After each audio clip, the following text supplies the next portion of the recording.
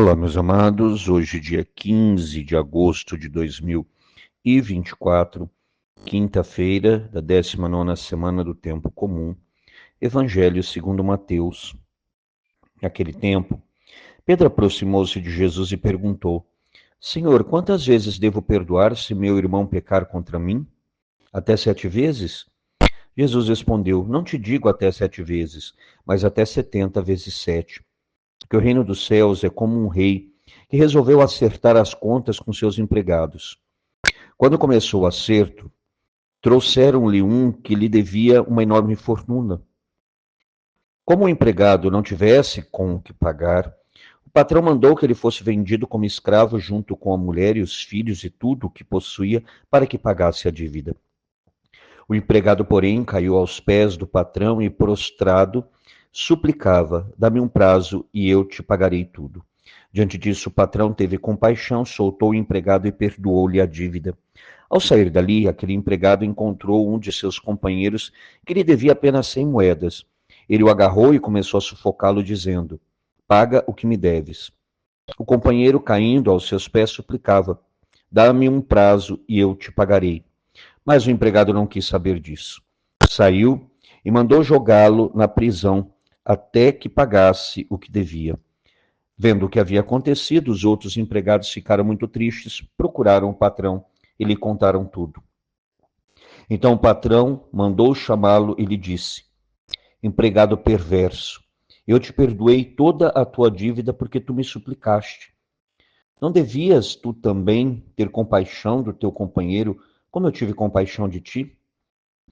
O patrão indignou-se e mandou entregar aquele empregado aos torturadores até que pagasse toda a sua dívida. É assim que o meu Pai, que está nos céus, fará convosco, se cada um não perdoar de coração ao seu irmão.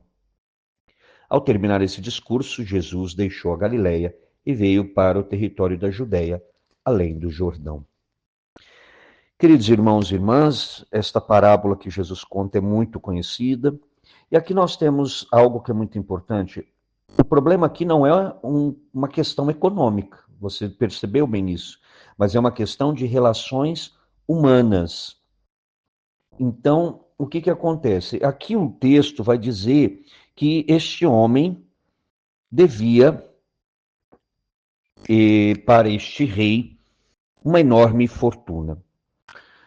Só que quando você vai no texto original, no grego, São Mateus traz o valor da dívida. E realmente é uma grande fortuna. 10.000 talentos. Bom, para a gente ter noção, o talento, ele pesa em média, ali, vamos dizer, 35 quilos, por aí, tá certo?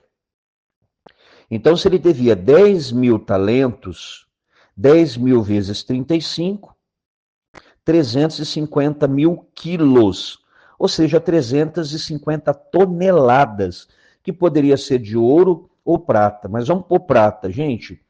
Eu não tenho nem noção quanto seria isso em dinheiro, mas é muito dinheiro. Você imagina 350 toneladas. Era a dívida desse homem.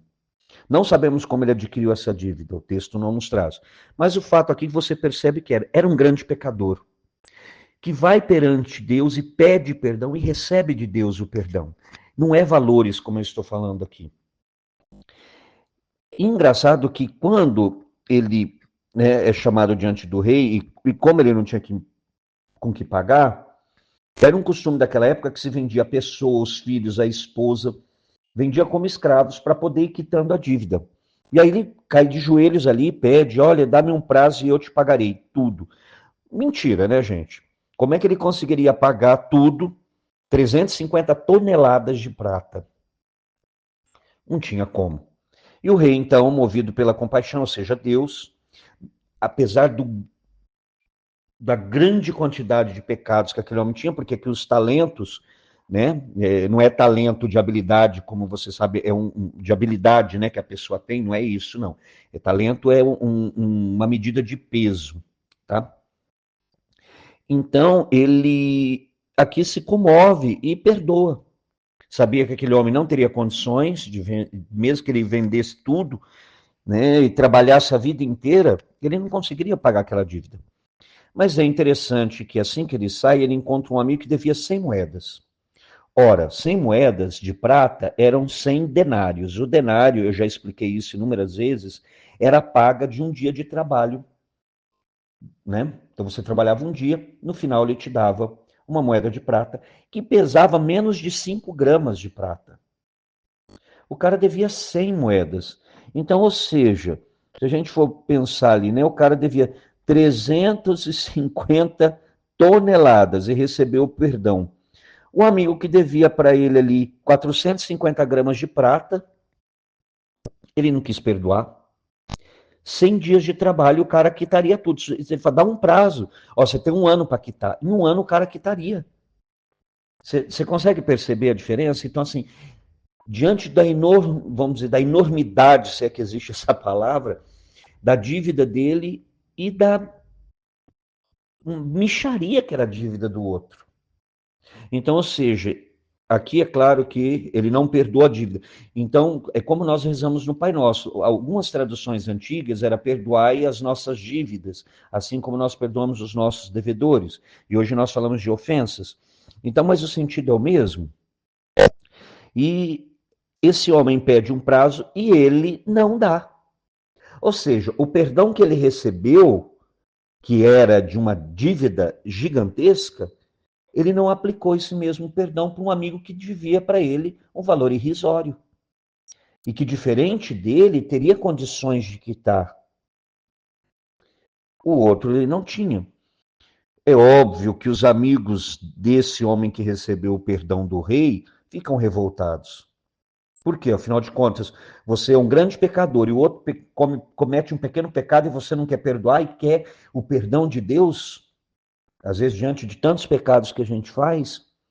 E aí o rei chama esse homem e vai dizer para ele, olha, eu não tive compaixão de você, por que você não teve compaixão do outro? Você não teve a sua enorme dívida perdoada? Por que você não perdoou o pouco que ele te devia? E ali depois ele vai sofrer as consequências disso. E Jesus termina dizendo que é assim que o Pai vai agir, se cada um de fato não perdoar de coração. Gente, o perdão ele é libertador. Se as pessoas soubessem o que o perdão faz na vida delas, ela liberaria o perdão com muita facilidade. Ai, mas padre, mas eu tenho até vontade de perdoar, mas eu sinto aqui dentro um negócio. Quando você diz eu tenho vontade de perdoar, gente, o perdão já aconteceu ali.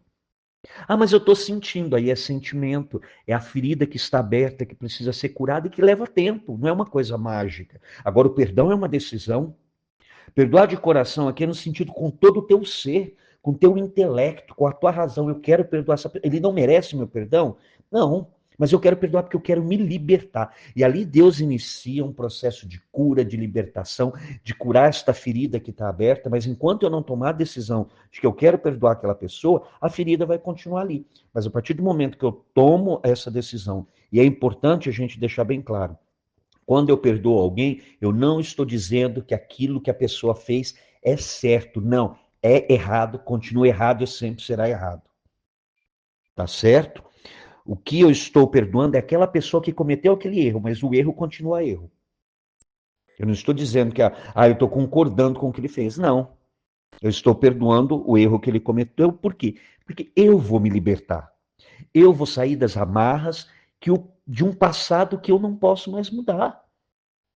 O que adianta eu ficar preso a um passado que eu não tenho mais condições de mudar? Então, a melhor forma é perdoar e deixar Deus curar a ferida que está no meu coração e aí sim viver a verdadeira liberdade. E Senhor, nós pedimos essa graça que recebemos o perdão, como este homem aqui, recebemos o teu perdão que é imenso, a tua misericórdia que é infinita, Senhor, e que envolve toda a nossa miséria humana.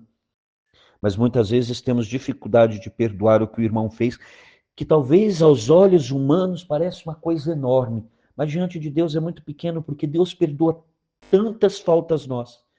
E nós precisamos, Senhor, aprender. O Senhor perdoa imensamente, a todo momento, quando nos arrependemos. Que nós aprendamos também a perdoar, Senhor, aqueles que pecam contra nós. Mãe querida, mais uma vez, pedimos a tua santa intercessão suplica por todos nós, suplica de forma especial pelo Brasil. Ave Maria, cheia de graça, o Senhor é convosco. Bendita sois vós entre as mulheres, e bendito é o fruto do vosso ventre, Jesus. Santa Maria, Mãe de Deus, rogai por nós, pecadores, agora e na hora de nossa morte. Amém. E que desça sobre você, meu irmão e minha irmã, pela intercessão da Virgem Santíssima, a bênção do Deus Todo-Poderoso, Pai e Filho e Espírito Santo. Amém.